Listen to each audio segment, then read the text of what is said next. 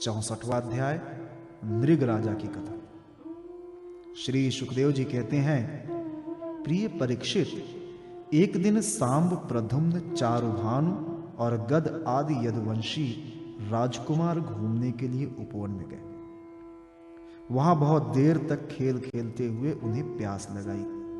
अब वे इधर उधर जल की खोज करने लगे। वे एक कुएं के पास गए। उसमें जल तो था नहीं, एक बड़ा विचित्र जीव दिख पड़ा। वो जीव पर्वत के समान आकार का एक गिरगिट था। उसे देखकर उनके आश्चर्य की सीमा न रही। उनका हृदय करुणा से भराया और वे उसे बाहर निकालने का प्रयत्न करने लगे। परंतु जब वे राजकुमार उस गिरे हुए गिरगिट को चमड़े और सूत की रस्सियों से बांधकर बाहर न निकाल सके, तब कुतूहलवश उन्होंने ये आश्चर्यमय वृत्तांत भगवान श्री कृष्ण के पास जाकर निवेदन किया। जगत के जीवन दान कमल नयन भगवान श्री कृष्ण उस कुएं पर आए। उसे देखकर उन्होंने बाएं हाथ से खेल खेल में अनायास ही उसको बाहर निकाल दिया।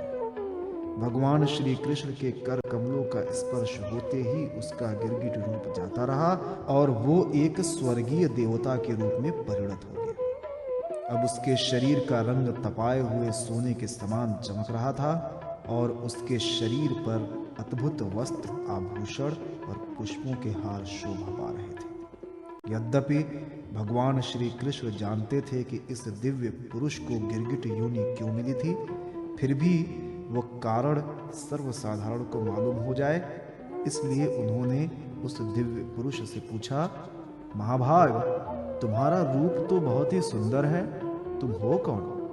मैं तो ऐसा समझता हूं कि तुम अवश्य ही कोई श्रेष्ठ देवता हो।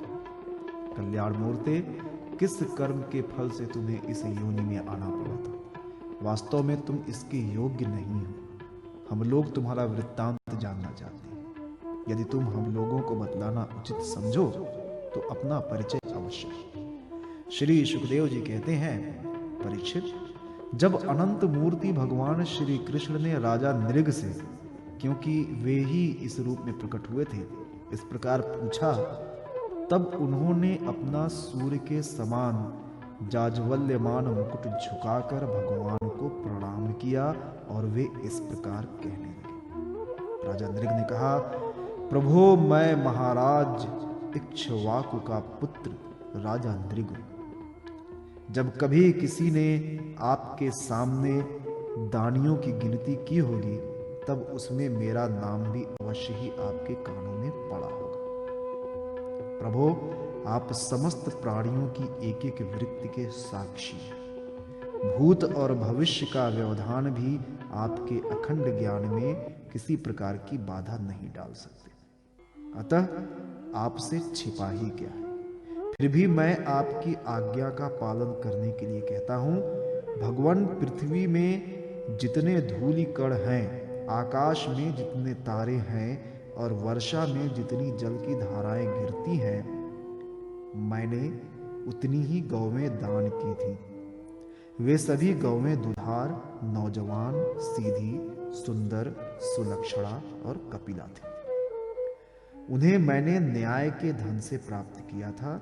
सबके 7 बछड़े थे। उनके सींगों में सोना मढ़ दिया गया था और खुरों में चांदी। उन्हें वस्त्र, हार और गहनों से सजा दिया गया था। ऐसी गौवें मैंने दी थी।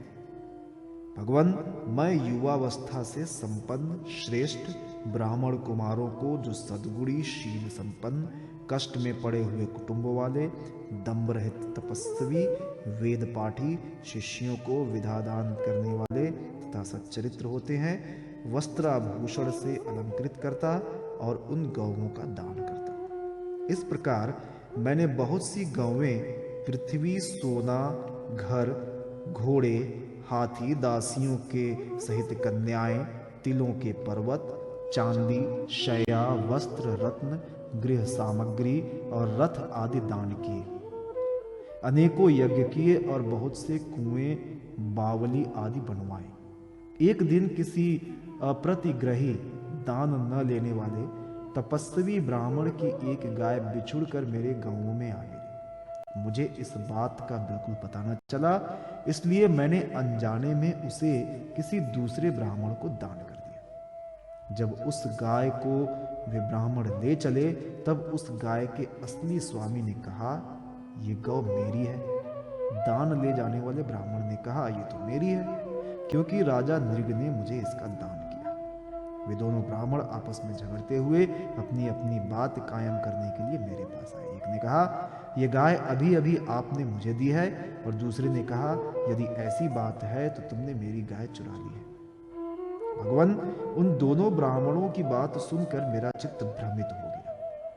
मैंने धर्म संकट में पड़कर उन दोनों से बड़ी अनुनय विनय की और कहा कि मैं बदले में 1,00,000 उत्तम गौएं दूंगा, आप लोग मुझे ये गाय दे दीजिए। मैं आप लोगों का सेवक हूं, मुझसे अनजान में ये अपराध बन गया है। मुझ पर आप लोग कृपा कीजिए और मुझे इस घोर कष्ट से तथा घोर नरक में गिरने से बचा दीजिए। राजन, मैं इसके बदले में कुछ नहीं लूंगा। ये कहकर गाय का स्वामी चला गया।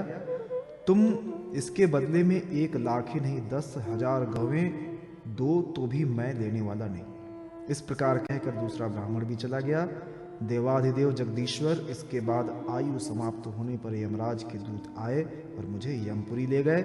वहां यमराज ने मुझसे पूछा, राजन, तुम पहले अपने पाप का फल भोगना चाहते हो या पुण्य का? तुम्हारे दान और धर्म के फल स्वरूप तुम्हें ऐसा तेजस्वी लोक प्राप्त होने वाला है जिसकी कोई सीमा ही नहीं। भगवान, तब मैंने यमराज से कहा, देव, पहले मैं अपने पाप का फल भोगना चाहता हूं। और उसी क्षण यमराज ने कहा, तुम गिर जाओ।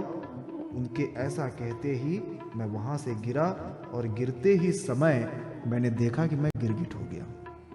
प्रभो, मैं ब्राह्मणों का सेवक, उदार दानी और आपका भक्त था। मुझे इस बात की उत्कट अभिलाषा थी कि किसी प्रकार आपके दर्शन हो जाएं। इस प्रकार आपकी कृपा से मेरे पूर्व जन्मों की स्मृति नष्ट न हो। भगवान, आप परमात्मा हैं, बड़े बड़े शुद्ध हृदय योगीश्वर उपनिषदों की दृष्टि से, अभेद दृष्टि से अपने हृदय में आपका ध्यान करते रहते हैं। इंद्रियातीत परमात्मन साक्षात आप मेरे नेत्रों के सामने कैसे आ गए? क्योंकि मैं तो अनेक प्रकार के व्यसनों, दुखद कर्मों में फंसकर अंधा हो रहा था।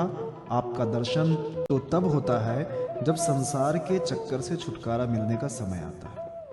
देवताओं के भी आराध्य देव पुरुषोत्तम गोविंद, आप ही व्यक्त और अव्यक्त जगत तथा जीवों के स्वामी हैं। अविनाशी अच्युत, आपकी कीर्ति पवित्र है।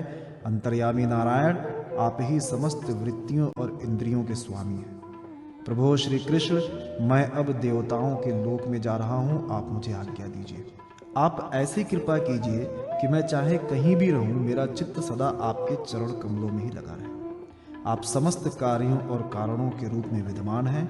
आपकी शक्ति अनंत है और आप स्वयं ब्रह्म हैं। आपको मैं नमस्कार करता हूँ। सच्चिदानंद स्वरूप सर्वांतर्यामी वासुदेव श्री कृष्ण, आप समस्त योगों के स्वामी योगेश्वर हैं। मैं आपको बार बार नमस्कार करता हूँ। राजा नृग ने इस प्रकार कहकर भगवान की परिक्रमा की और अपने मुकुट से उनके चरणों का स्पर्श करके प्रणाम किया। फिर उनसे आज्ञा लेकर सबके देखते ही देखते वे श्रेष्ठ विमान पर सवार हो गए। राजा नृग के चले जाने पर ब्राह्मणों के परम प्रेमी, धर्म के आधार देवकी नंदन भगवान श्री कृष्ण ने क्षत्रियों को शिक्षा देने के लिए वहां उपस्थित अपने कुटुंब के लोगों से कहा, जो लोग अग्नि के समान तेजस्वी हैं, वे भी ब्राह्मणों का थोड़े से थोड़ा धन हड़प कर नहीं पचा सकते। फिर जो अभिमानवश झूठ मूठ अपने को लोगों का स्वामी समझते हैं, वे राजा तो क्या पचा सकते हैं। मैं हलाहल विष को विष नहीं मानता, क्योंकि उसकी चिकित्सा होती है। वस्तुतः ब्राह्मणों का धन ही परम विष है। उसको पचा लेने के लिए पृथ्वी में कोई औषध, कोई उपाय नहीं।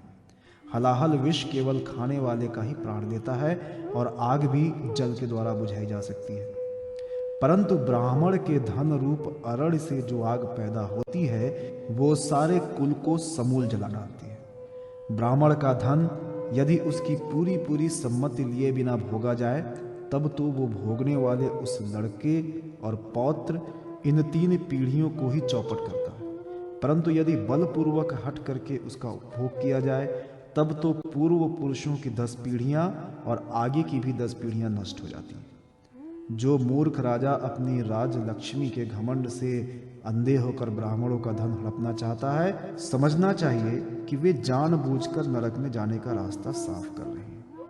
वे देखते नहीं कि उन्हें अधः पतन के कैसे गहरे गड्ढे में गिरना पड़ेगा। जिन उदार हृदय और बहुकुटुंबी ब्राह्मणों की वृत्ति छीन ली जाती है, उनके रोने पर उनके आंसू की बूंदों से धरती के जितने धूलिकण भीगते हैं, उतने वर्षों तक ब्राह्मण के स्वत्व को छीनने वाले उच्छृंखल राजा और उसके वंशजों को कुंभिपाक नरक में दुख भोगना पड़ता है। जो मनुष्य अपनी या दूसरों की दी हुई ब्राह्मणों की वृत्ति उनकी जीविका के साधन छीन लेते हैं, वे 60,000 वर्षों तक विष्ठा के कीड़े होते हैं। इसलिए मैं तो यही चाहता हूं कि ब्राह्मणों का धन कभी भूल से भी मेरे कोष में ना आए, क्योंकि जो लोग ब्राह्मणों के धन की इच्छा भी करते हैं, उसे छीनने की बात तो अलग है, वे इस जन्म में अल्पायु, शत्रुओं से पराजित और राष्ट्र पराजित और मृत्यु के बाद भी वे दूसरों को कष्ट देने वाले सांप ही होते हैं।